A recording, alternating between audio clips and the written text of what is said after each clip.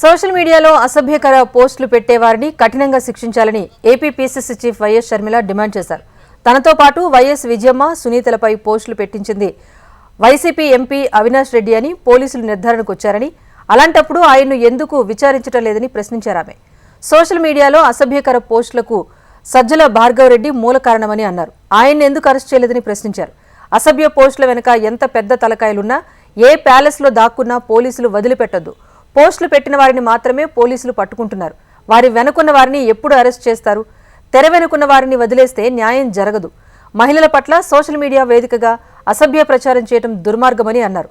సమాజంలో మహిళలు ఎదగకూడదని ఇలాంటి దాడులు చేస్తున్నారన్నారు ఆమె. వివేక హత్య కేసులో సునీతకు అండగా ఉంటాను, ఆ కేసులో అసలు దోషులెవరో కనిపెట్టి శిక్షించాలని షర్మిల డిమాండ్ చేశారు. ఎవరైతే సోషల్ మీడియాలో పోస్టులు పెట్టారో వాళ్ళే డైరెక్ట్గా అవినాష్ రెడ్డి గారు ఆదేశాల మేరకే ఇదంతా జరిగింది అని అంత స్పష్టంగా చెప్పినప్పుడు పోలీసులకి అవినాష్ రెడ్డిని విచారించాల్సిన బాధ్యత లేదా? అవినాష్ రెడ్డిని ఎందుకు అదుపులోకి తీసుకోలేదు, ఎందుకు విచారణ చేయడం లేదో పోలీసులు సమాధానం చెప్పాలి.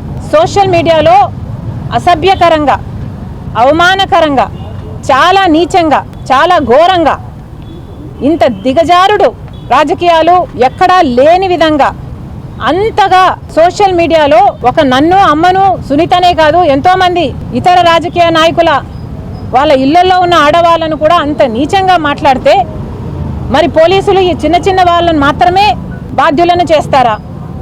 నిజానికి చేస్తుంది వీళ్ళైనా, ఈ చిన్న వాళ్ళైనా చేయిస్తున్నది ఎవరు అన్నది తెలుసుకోవాల్సిన అవసరం లేదా?